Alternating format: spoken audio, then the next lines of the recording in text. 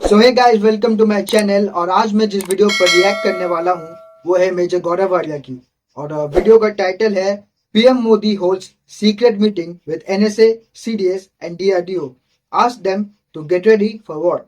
अच्छा, तो दोस्तों ये वॉर किसके साथ है, यानी चाइना के साथ है या पाकिस्तान के साथ है, वो तो वीडियो में आगे पता ही चलेगा। तो वीडियो में आगे बढ़ने से पहले इस वीडियो को लाइक शेयर जरूर कर दीजिएगा और मेरे चैनल को सब्सक्राइब जरूर कर दीजिएगा। तो ये वीडियो को शुरू करते हैं। मीटिंग हुई 13 जनवरी को दिल्ली में और मीटिंग बुलाई माननीय प्रधानमंत्री श्री नरेंद्र मोदी जी ने। 13 जनवरी पूरी दुनिया देख रही थी कि 22 जनवरी को प्राण प्रतिष्ठा होगी। पूरी दुनिया कह रही थी यार कोई हमला तो नहीं कर देंगे आतंकवादी, कोई कुछ अटैक तो नहीं हो जाएगा, कैसे होगा, क्या होगा। सब लोग इसके बारे में डिस्कशन कर रहे थे। लोग उत्साह का एक सागर उमड़ के आ गया।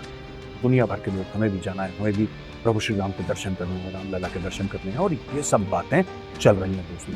और वहां पे दिल्ली में माननीय प्रधानमंत्री की एक खुफिया मीटिंग हुई।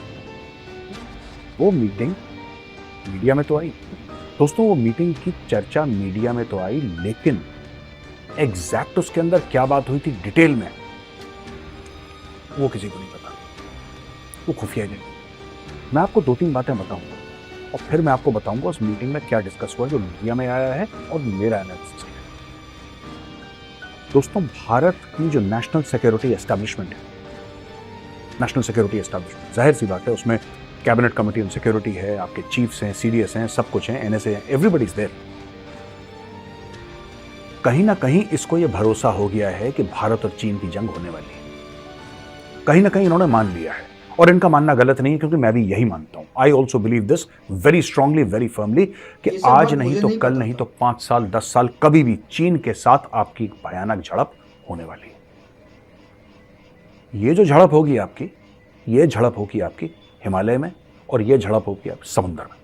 ये दोनों तरफ की झड़प है दोस्तों। आप ये मत सोचिएगा कि जैसे पहले युद्ध होते थे ना चीन के साथ 1962, 1967, हिमालय से अटैक कर रहा है, फिर हम लोग डिफेंड कर रहे हैं, फिर हम लोग उनको खदेड़ रहे हैं, फिर वो हमारे ऊपर बमबारी कर रहे हैं। यार ये स्टोरी चेंज हो गई है।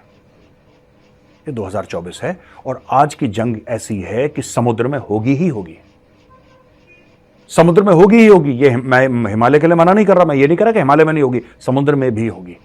और ये जो मीटिंग है, कहीं ना कहीं मोदी जी के दिल में यह विश्वास है कि लड़ाई होगी और भारत को उसके लिए तैयार होना चाहिए। अब वहां पे थे कौन कौन, मैं आपको बताता हूं वहां पे थे कौन कौन। Doctor PK Mishra, principal secretary to the prime minister, NSA Ajit Doval, CDS general Anil Chauhan, chief of naval staff admiral R Harikumar, defence secretary Giridhar Aramane, doctor Sameer V Kamat, chairman DRDO. दोस्तों, इसके अलावा और भी कई ऑफिशियल्स वहां पे थे। नेवल चीफ वहां पे क्यों थे? Admiral R Harikumar. जैसा मैंने आपको बताया, लड़ाई समुद्र में होनी है, ये कोई नहीं रोक सकता। अगर चीन शुरू नहीं करेगा ना, चीन हिमालय से शुरू करेगा, चीन समुद्र से शुरू नहीं करेगा, भारत इसको समुद्र में ले जाएगा। ये भी मैं आज आपको प्रेडिक्ट कर दूं। India will take the war to the seas अगर चाइना ने हिमालय पर अटैक करा। ये होगा, ये 100% होने वाला है। और यही मोदी जी भी समझते हैं, यही डोवाल साहब भी समझते हैं। आपने देखा होगा डॉक्टर जयशंकर का रुख। आप डॉक्टर जयशंकर को फॉलो करिए, आप उनको ट्विटर पे फॉलो करिए, आपको पता लग जाएगा फॉरेन पॉलिसी किधर जा रही है, भारत क्या करना है। आपको पता लग जाएगा, अगर आप थोड़ा सा भी एनालिसिस रखते हैं अपने अंदर, आपको पता लग जाएगा कि भारत में क्या होने वाला है। आप उनके सुर देखिए चाइना को लेकर। वो कह रहे हैं जयशंकर साहब की ट्रेड जो है वो अपनी जगह है, नो डाउट, लेकिन वो कह रहे हैं कि पूरी दोस्ती चीन के साथ नहीं हो सकती, पूरा नॉर्मलाइजेशन चाइना के साथ नहीं हो सकता जब तक चीन बॉर्डर डिस्प्यूट सॉर्ट आउट ना करे। चीन डेस्परेट है दोस्तों, चाइना बहुत डेस्परेट है। चाइना का रियल एस्टेट का मार्केट पिट गया, चाइना का स्टॉक मार्केट पिट गया, चाइना के बैंक्स बंद हो गए, ताले लग गए उनके बैंकों में, और डेस्परेशन में आदमी गड़बड़ करता है। ये कब करेगा चीन? 24 में, 25 में, 26 में, किसी को नहीं पता, लेकिन ये 110% होगा।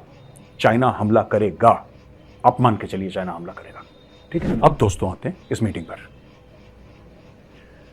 ये जो मीटिंग है ना, ये जो खुफिया मीटिंग है, जिसकी कुछ कुछ बातें बाहर आई हैं और कुछ कुछ बातें अंदर रह गई हैं, मैं आपको बताता हूं। सबसे बड़ा सबक हमने क्या सीखा रूस और यूक्रेन की लड़ाई से? सोचिए जरा इसके ऊपर, सबसे बड़ा सबक हमने क्या सीखा? दोस्तों, द बिगेस्ट लेसन वाज कि जो देश अपने हथियार खुद नहीं बनाता, अपनी एमुनिशन खुद नहीं बनाता, अपनी टेक्नोलॉजी खुद नहीं बनाता। अब दोस्तों मैं इस पर अपना प्रतिक्रिया दे देता हूँ, ठीक है।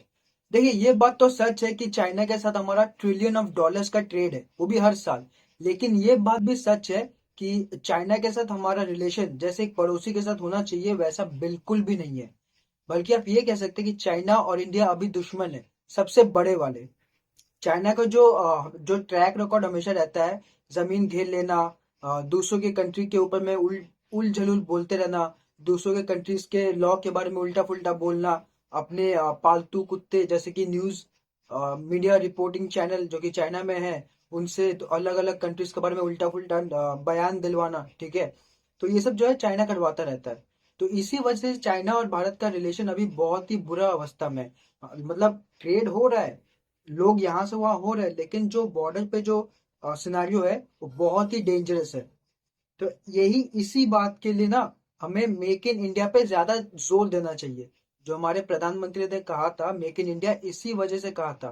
क्योंकि देखिए, अगर कोई वॉर हुआ और अगर अचानक यूएस और बाकी जो कंट्रीज हमें वेपन सप्लाई करती हैं, अगर उन्हें कह दिया कि नहीं हम तो भारत को सपोर्ट नहीं करेंगे, तब आप सोचिए भारत का क्या हाल होगा। अब बस एक बार सोचिए कि भारत का क्या हाल होगा अगर हमारे पास वेपन्स ही नहीं है। तो इसीलिए मेक इन इंडिया के तहत हमें खुद के वेपन्स खुद ही बनाने चाहिए, और बन भी रहे हैं, ताकि शॉर्टेज ना हो, हमारे पास इन्वेंट्री हो लड़ने के लिए। तो दोस्तों, आज के लिए बस इतना ही। अगर आपको ये वीडियो अच्छा लगा और अगर मेरा रिएक्शन आप लोग को अच्छा लगा तो इस वीडियो को लाइक और शेयर जरूर कर दीजिएगा, और मेरे चैनल को सब्सक्राइब जरूर कर दीजिएगा। मिलते हैं अगली वीडियो में।